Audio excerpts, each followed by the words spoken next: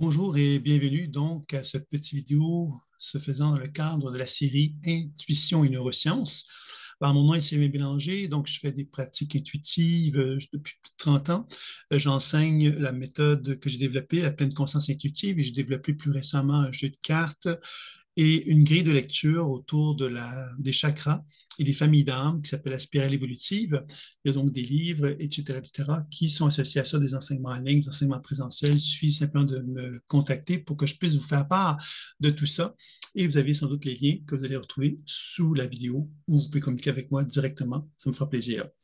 Donc, aujourd'hui, notre petite vidéo, c'est sur la photographie Kilian.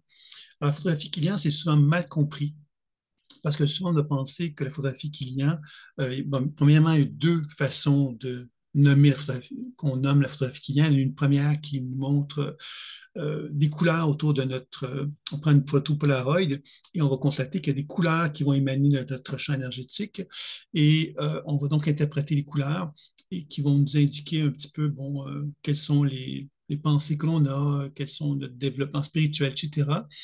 Et ça, c'est un appareil que moi, je n'ai pas d'expertise véritablement à ce sujet-là. Je comprends qu'on puisse faire ces observations-là, mais je n'ai pas jamais utilisé cet appareil-là, donc je ne vous en parlerai pas.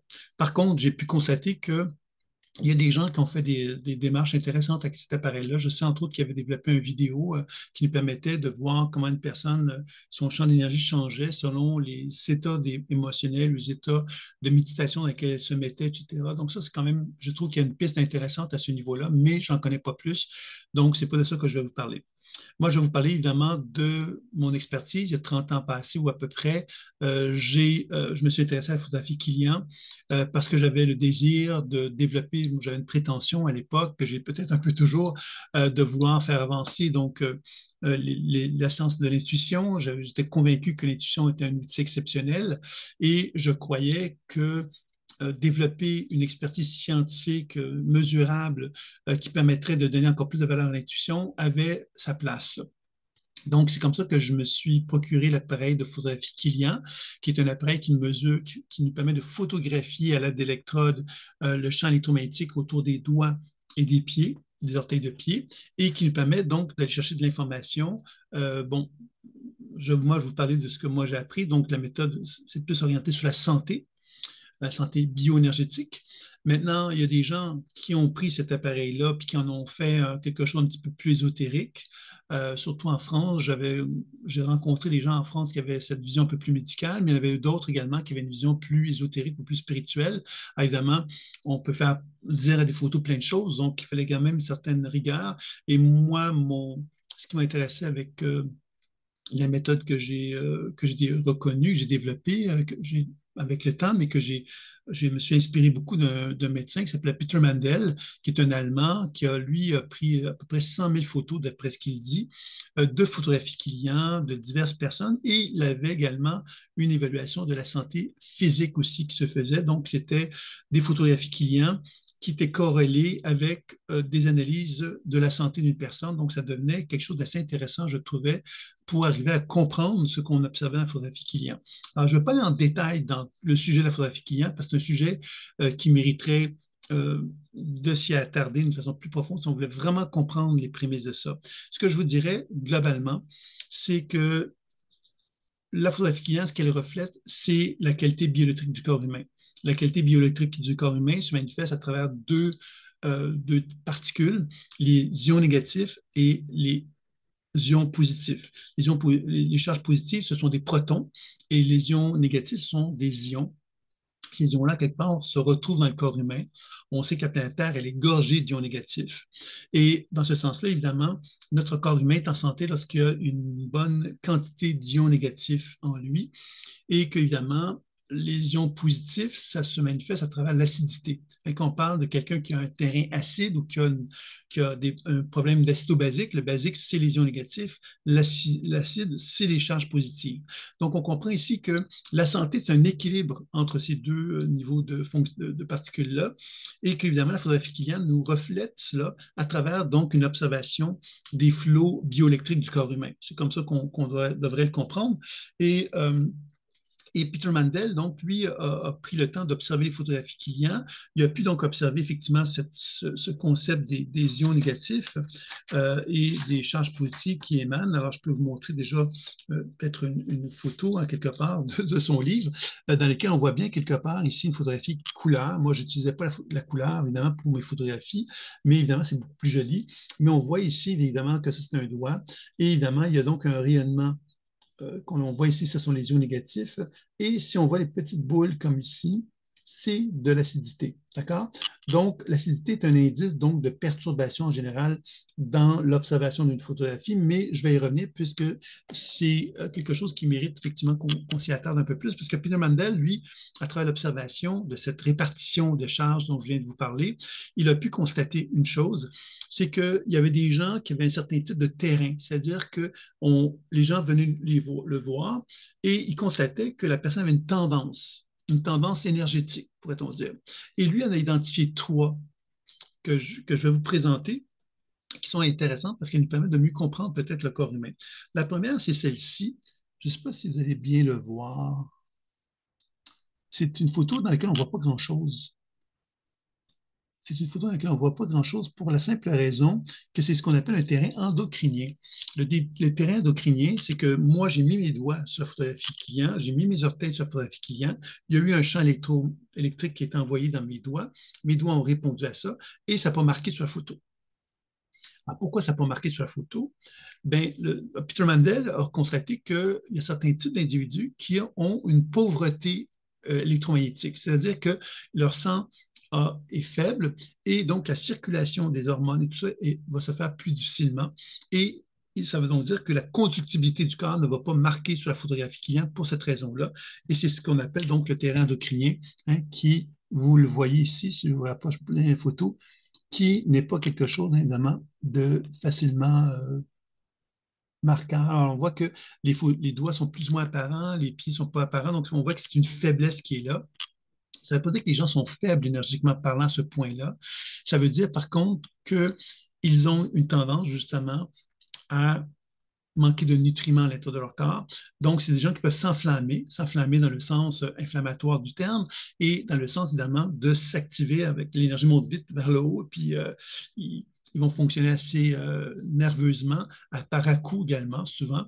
Alors, ce sont des gens qui ont des ressources énergétiques, mais qui peuvent effectivement être facilement fragilisés ou faibles dû au fait que justement il y a un manque de nutriments dans leur système.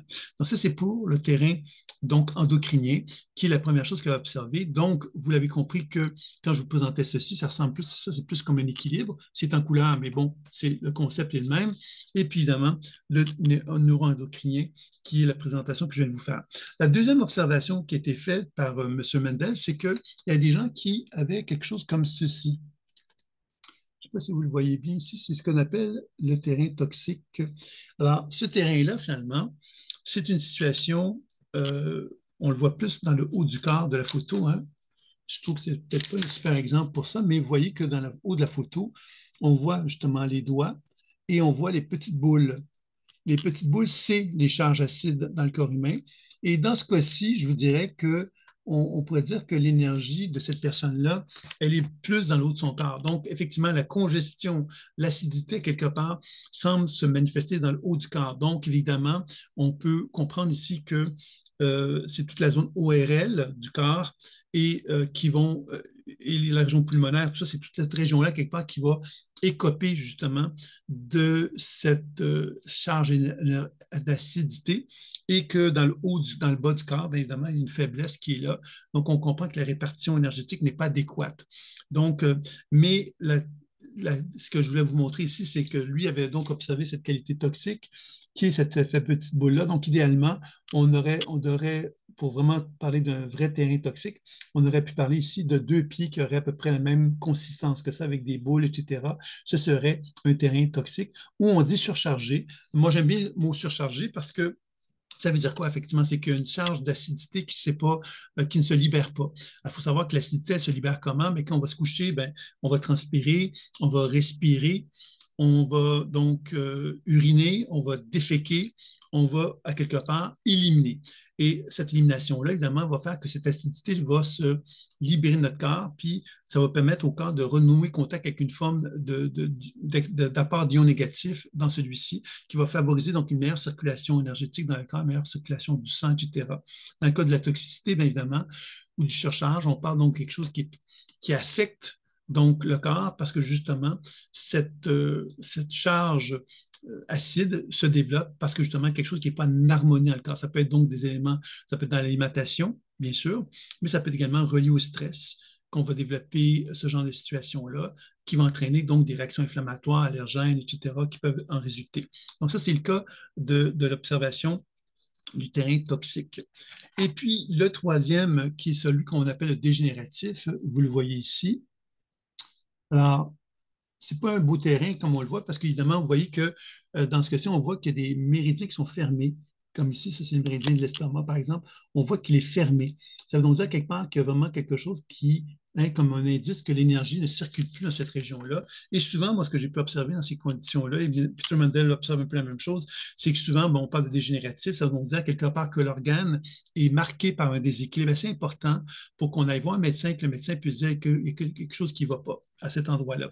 Donc, ça vient comme finalement, c'est souvent une opération ça va se traduire par quelqu'un qui est opéré sur un organe peut effectivement avoir un méridien qui est fermé comme celui-là, qui indique bien quelque part que l'organe est encore un peu affecté.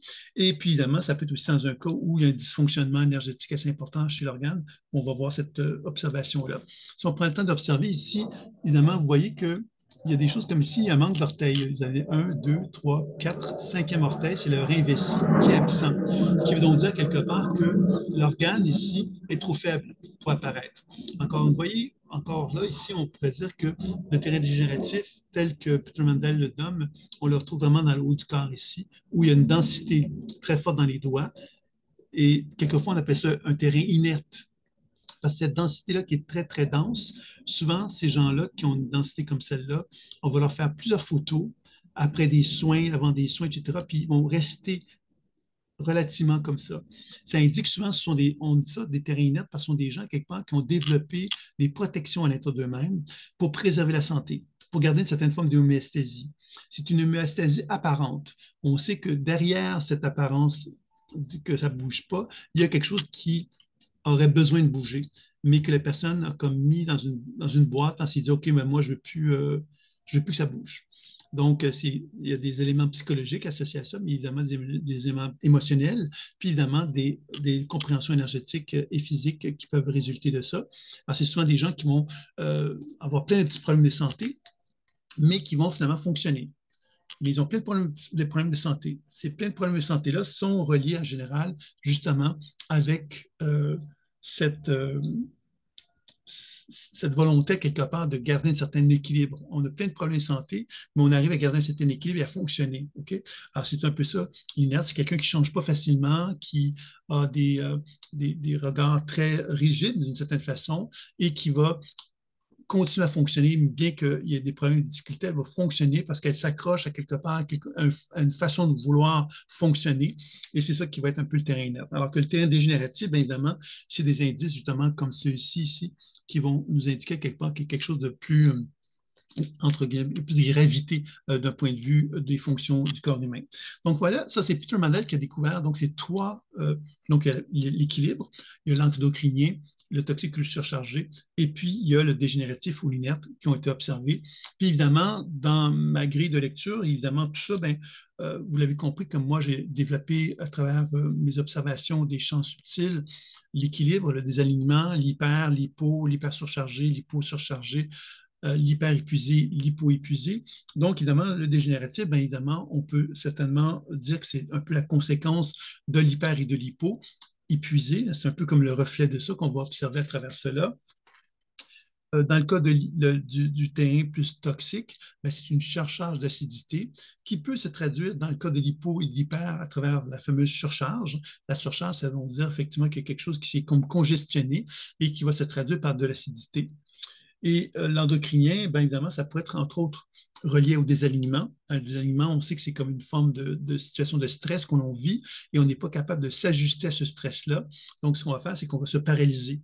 Alors, ça peut être relié à ça, mais c'est aussi un indice qu'il y a un vide de sang à travers l'endocrinien, puisqu'il y a un manque les charges électriques, bioélectriques n'arrivent pas justement à circuler adéquatement dans le corps humain. Donc, ça donne un indice de vide aussi, hein. Donc, voilà. Alors, ça, c'était pour donc, ce qu'avait observé maintenant Peter Mendel. Donc, quand il voyait quelque chose comme ça, bien, lui, ce qu'il cherchait, évidemment, c'est de regarder un peu comme faire une histoire de cas pour que arriver à comprendre justement qu'est-ce qui était à l'origine de ça d'un point de vue vraiment physiologique, énergétique, etc. Dans mon contexte à moi, évidemment, qu'est-ce qu'on faisait, c'est qu'on faisait des lectures intuitives des soins énergétiques avant et après. On prenait des photos et on pouvait donc faire des observations qui nous permettaient de confronter surtout mes étudiants, de confronter justement à ce qu'ils observaient versus cette réalité-là qui nous rappelait justement que la répartition des charges bioélectriques dans notre corps humain sont des reflets de notre santé. Et que quand on fait un soin énergétique, moi, ce que j'ai toujours affirmé depuis plusieurs années, surtout après avoir lu les travaux du physicien Pop, qui a mis en évidence justement que les cellules de notre corps absorbent et émettent de la lumière, ce qui veut donc dire que quand j'observe le champ énergétique d'une personne, ce que je vois de cette personne-là, c'est son potentiel santé. Donc, la photographie Killian nous parle pas de bioluminescence, hein, on ne parle pas de photons quand on regarde la photographie Killian, mais on parle quand même d'électrons, de charges positives et négatives dans le corps humain, et on est quand même dans un regard de la santé, quelque part, qui nous permet donc d'avoir une vision comme similaire, c'est-à-dire qu'on comprend qu'on parle de santé véritablement et que ça peut être vraiment très intéressant aussi à amener des réflexions à ce sujet-là. Ce qu'on a observé donc dans la pratique, bien évidemment, c'est que le terrain dégénératif ou inerte sont souvent des gens qui ont beaucoup plus de difficultés à se remettre en question et à pouvoir justement envisager une transformation, OK? Ils sont plus dans un mode figé. Le terrain toxique, c'est quelqu'un qui est souvent dans une réaction émotionnelle, donc des gens qui peuvent se mettre en colère très forte, qui ont des tempéraments quelque part combatifs et qui ne se laissent pas faire et qui veulent justement trouver des solutions, etc., mais ils sont très combatifs. Dans le terrain endocrinien, ce ne sont pas des gens nécessairement passifs, mais ce sont des gens qui ont une identité moins définie, qui ont plus capacité à s'adapter aux situations de la vie parce que justement, ils ont compris à quelque part que cette position de vide, finalement, font qu'ils sont capables d'accueillir les autres. Hein. Donc, ça peut être des bons thérapeutes, entre autres. Et d'ailleurs, dans les photographie client, on a pu observer que beaucoup de gens qui étaient thérapeutes, dont moi, ont cette tendance à être endocrinienne. Donc, voilà. C'est un petit peu les informations que je pourrais vous donner à ce sujet-là.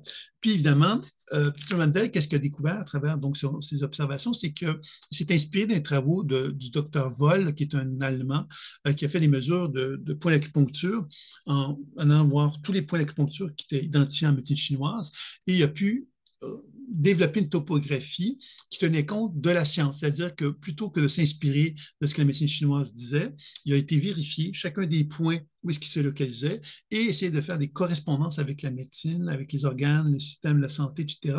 Il est arrivé à une topographie.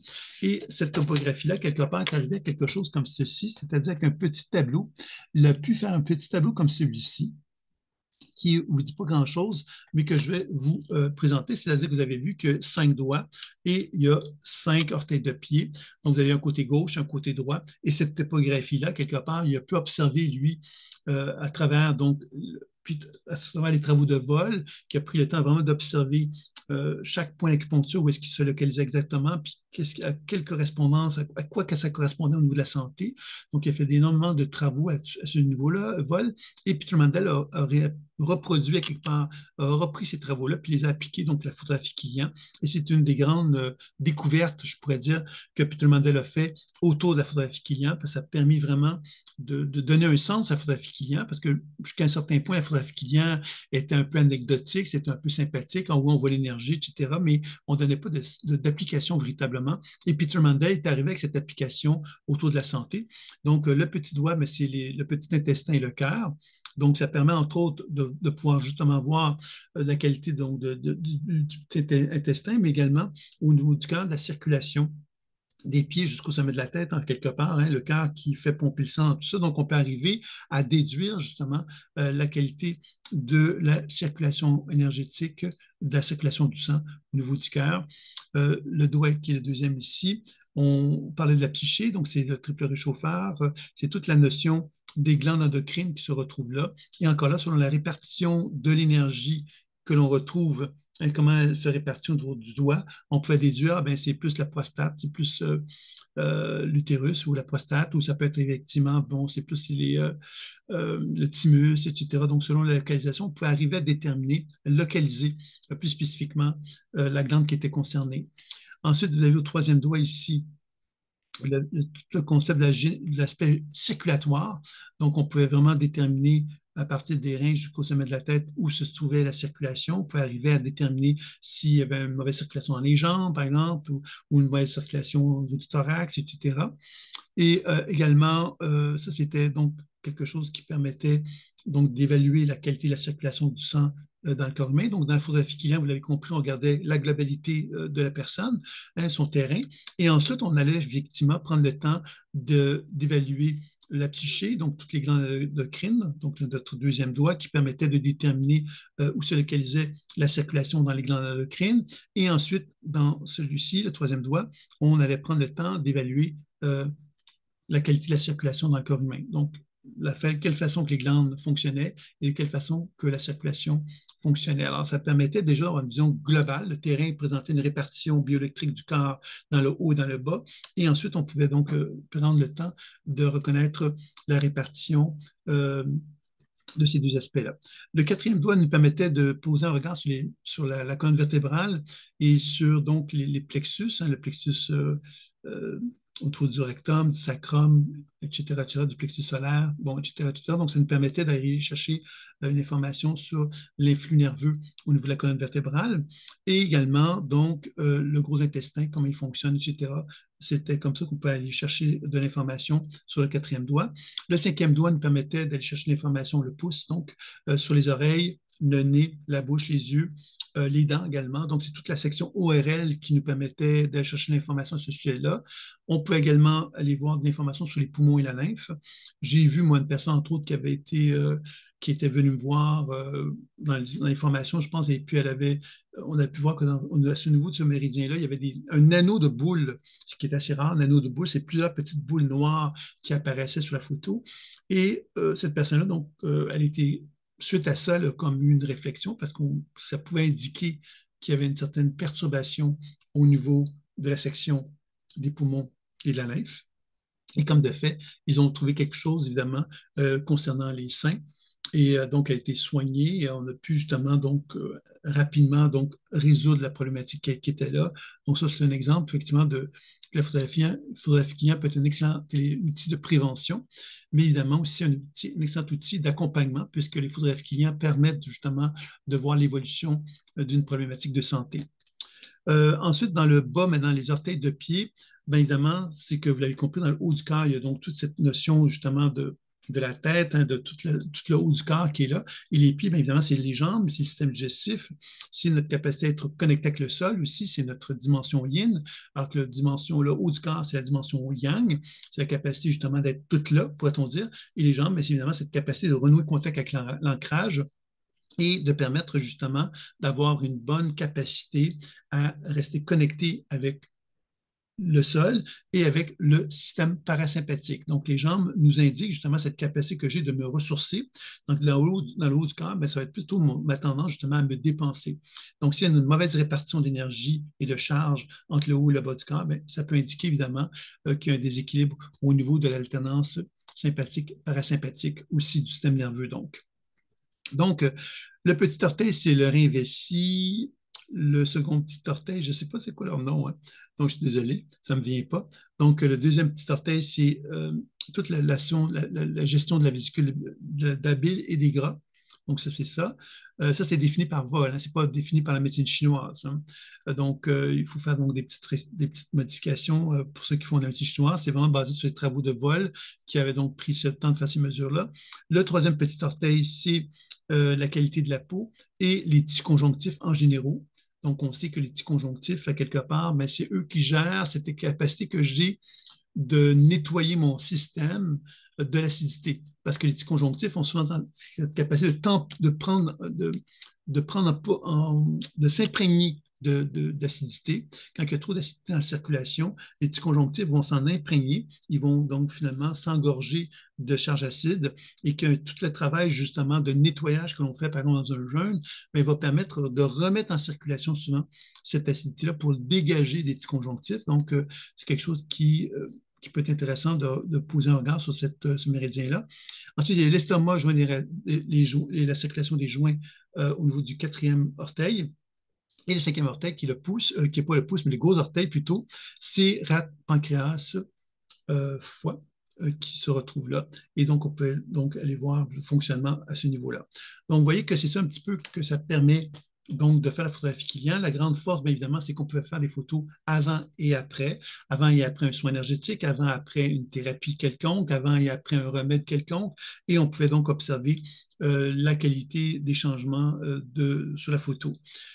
Évidemment, aujourd'hui, après 30 années, vous avez compris qu'il y a eu des développements. Les développements sont assez importants, c'est-à-dire qu'on a développé Korotov, qui est un Russe, qui a développé un appareil dans lequel on peut mettre nos doigts sur un petit appareil et chacun des doigts vont imprégner donc la qualité biométrique du doigt en question et ça va être reproduit sur un ordinateur. Donc, on n'a plus besoin de développer nos photos. Le problème avec cet appareil-là, évidemment, c'est qu'il n'y a pas les pieds. On ne fait pas de mesure des pieds. Donc, moi, ça me mène à me questionner. Et Korotov, par contre, la force qu'il a eue, c'est qu'il a cherché à se mettre en réseau avec tous les gens qui font qui utilisent son appareil. Et tous ces gens-là, quelque part, ben, peuvent faire part de leur observation. Donc, ça vient comme enrichir la compréhension que les gens ont de l'appareil, parce que tout le monde peut collaborer, partager. Et ça, c'est un élément très, très intéressant qui, à l'époque, il y a 30 ans passés, ben, ça n'existait pas. On était loin de ça à cette époque-là. Donc, Korotov a donc développé un nouvel appareillage. Moi, je continue à penser que ce que Petro Mandel a fait est très, très intéressant concernant la notion de terrain particulièrement et toute cette correspondance qu'il a pu faire avec les organes.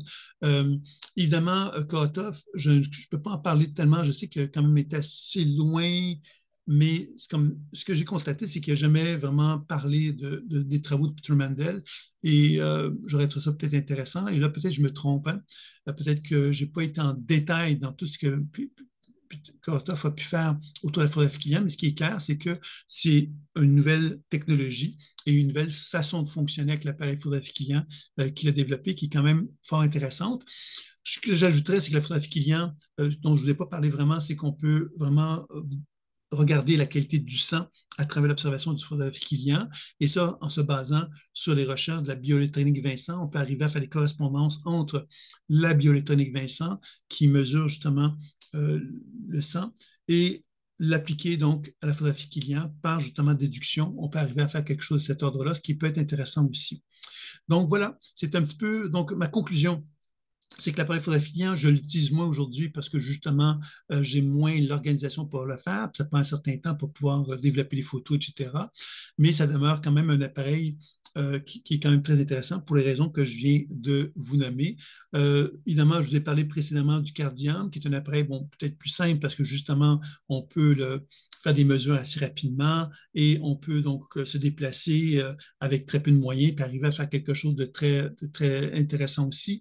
Donc, ça nous donne quand même une façon d'aborder la santé peut-être plus applicable que ce qui est la photographie était à l'époque, 30 ans passés. Par contre, Korotov a donc développé donc toute une façon de fonctionner qui est beaucoup plus légère, quoiqu'elle demande quand même un certain nombre il faut un certain nombre de choses pour pouvoir fonctionner, mais en même temps, c'est beaucoup plus applicable. Donc, finalement, si ça vous intéresse, ben, je vous dirais, pourquoi pas aller jeter un coup d'œil sur les travaux de Korotov, qui a un peu révolutionné donc, la photographie client due à la technologie qu'il utilise. Donc, voilà. Alors, c'est des questions d'interrogation, ça me fera plaisir d'y répondre. Comme je dis, moi, j'ai utilisé énormément l'appareil photographie client, je l'ai toujours. Donc, c'est un appareil que je juge quand même très intéressant, mais évidemment, avec la technologie aujourd'hui, bien évidemment, c'est moins applicable, moins utilisable, mais c'est quelque chose quand même de très valable, encore une fois. Je vous dis à très bientôt pour une prochaine vidéo. Au revoir. Si vous avez apprécié, cliquez, faites un petit like, donnez-moi un petit message, abonnez-vous à la chaîne, ça me fera plaisir. Au revoir.